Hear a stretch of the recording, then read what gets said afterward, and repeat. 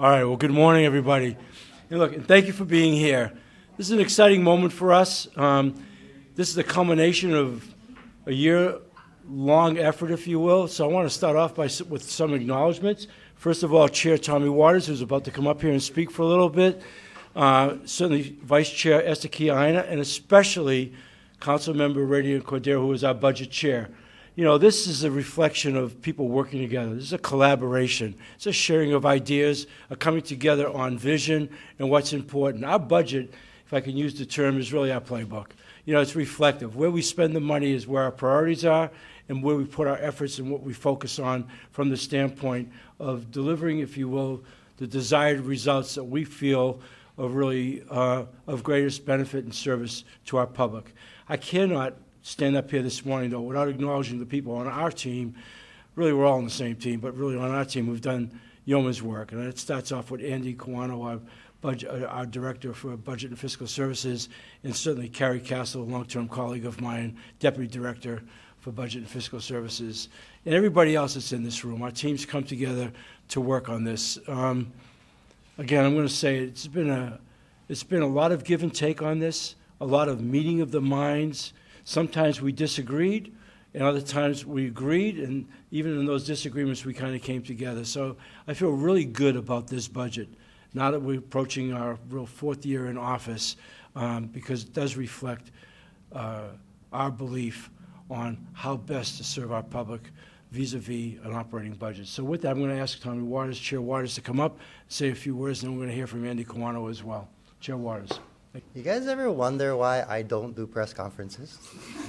Or did you even notice that I don't? I don't, because I'm afraid none of you guys can show up. But thank you all for being here. You know, thank you, Mayor. You know, ultimately this budget reflects our shared values. Yeah, public safety, taking care of our people. And I'm so proud of the budget, actually. I'm so proud of the hard work that Vice Chair and Chair of Budget have done. Because it's really, really hard work, folks. You can't imagine. Hundreds of hours of work. First, the administrators and the department heads go through the budget, trying to figure out how to best spend your taxpayer dollars, right? Then they come and present it to the council, and we do marathon sessions. I think a couple times we went to like 7 o'clock at night. Every department had to come in and justify all their expenses, you know, and that takes time. Time with our staff going through meticulously, and ultimately, I think we came out with something really good. You know, again, it reflects our shared values. Yeah, we could take care of local people, yeah, with an emphasis on public safety. So if you look at the budget for the police, fire, ambulance, ocean safety this year, you know, it does reflect our care and our need to take care of our people. And then there's parks. And I know Radiant's going to talk a little bit more about that. But, you know, when our hectic, busy lifestyles, where do you want to go when you have time on the weekends? To our parks, our beaches. So we want to keep them safe and clean. And that's what this budget reflects. But, you know, thank you guys all for being here. I'd like to now, if I may, Mayor, turn it over to Budget Chair Radiant Cordero. So I just wanted to thank you all for being here. I'm very excited because this administration actually marks the administration that I've experienced the mayor actually signing a budget bill, budget bills, I would say. You know, this is probably my 12th budget that I've worked on, formerly as staff, and now I get the chance to do so as a council member. And what I've recognized is that exactly what the mayor mentioned, as well as the council chair, is really coming together and just working things through. And so all those hundreds of hours were put in by all of our council members, as well as the city administrators, working with the different council members, listening to our questions, really taking to heart the concerns that we had throughout our marathon budget hearings. But I do want to thank all the council members for really taking a look at their own communities and really fighting for them, because they were the key critical stalwarts of their communities. So they worked with the departments throughout the city agencies and through the different staffings as well to figure out how much money was needed for their projects. And what we were able to come up with was to ensure, and I'm going to go through a few numbers that really highlights where the council has focused on. First off, we have $50 million in CIP for land acquisition and developing, constructing, and providing low to moderate income affordable housing as a part of mixed-use projects, brought to you both by the council chair and council vice chair. Adding $400,000 to expand and train community policing teams in all of the 8 patrol districts for Honolulu Police Department, as well as adding $4.9 million for equipment acquisition across public safety departments. And the budget was tight, guys.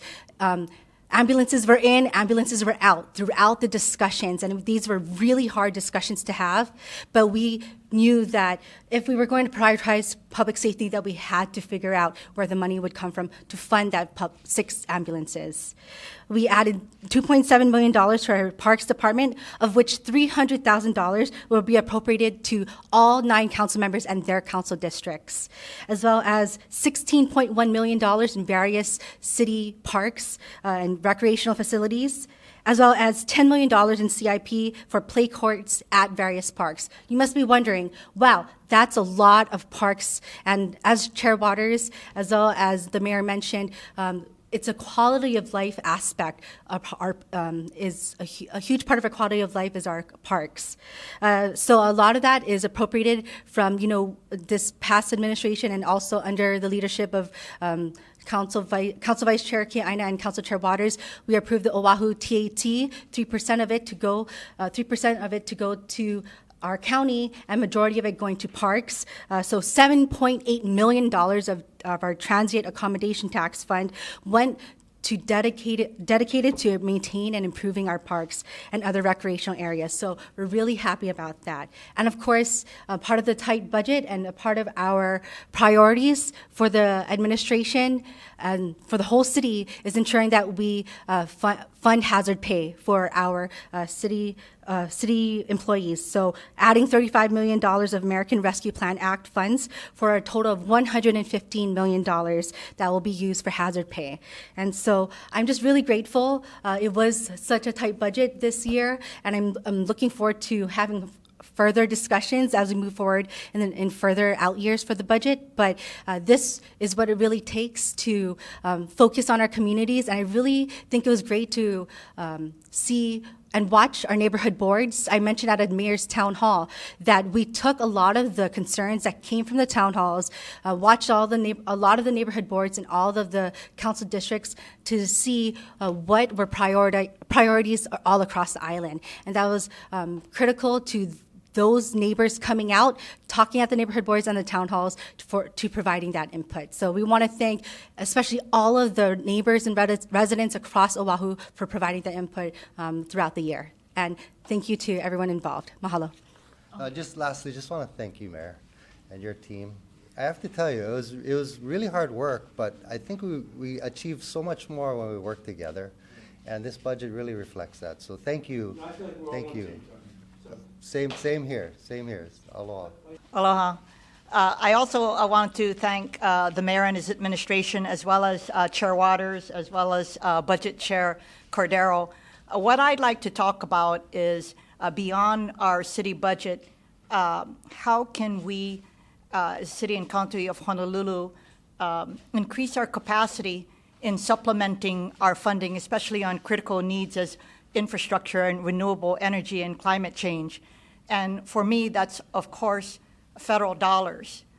Fortunately for me, since I've been in office, I've been working with the Department of Budget and Fiscal Services, the Office of Economic Revitalization, and the Department of Transportation Services and others to ensure that in addition to federal dollars that come from the Hawaii Congressional Delegation, as well as formula funding, that we do everything possible to compete for federal discretionary dollars. And I have provided funding over the years to achieve that. And this year in particular, it includes $250,000 to fund a DC representative to fight for federal funding to work with the city administration. I cannot tell you how important this is because we are winding down on the Federal American Rescue Plan Act funds. And as a result, in order to meet the demands of the residents of the city and county of Honolulu for infrastructure and everything else, quality of life issues, we need to work collaboratively with the state of Hawaii and the federal executive branch and Congress to make sure that we serve adequately the people of Hawaii. So I'm looking forward to working with the mayor and his administration to do a good job and to fight for the people of Oahu. Thank you. Good morning, aloha. I want to thank the council members again, as Mayor had thanked them for all of the support in terms of working with the administration. You know, we started the process in March.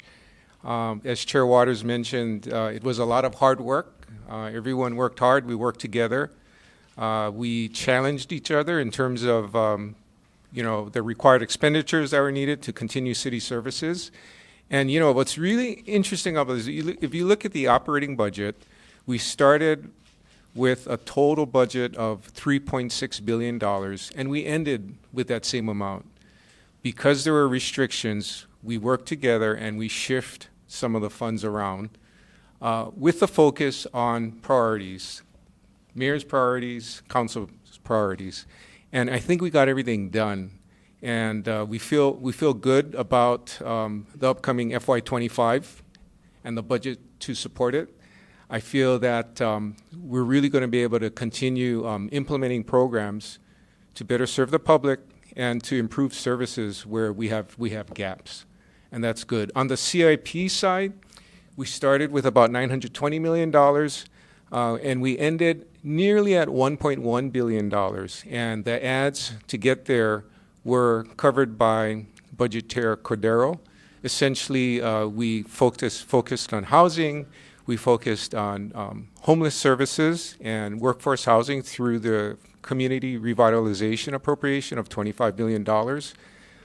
And we added a number of parks appropriations that pushed parks allocation of CIP dollars up nearly $40 million.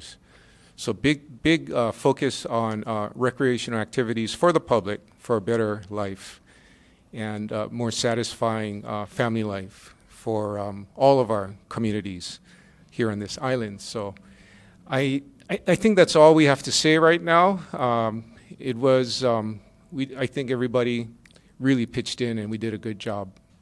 Great job, and I want to add one other thing. In addition to signing budgets today for the city, we're also going to sign, I'm going to be signing the HART budgets, both the CIP and their operating budgets today. So number of documents to sign. I want to echo one more time. This is a good, you know, the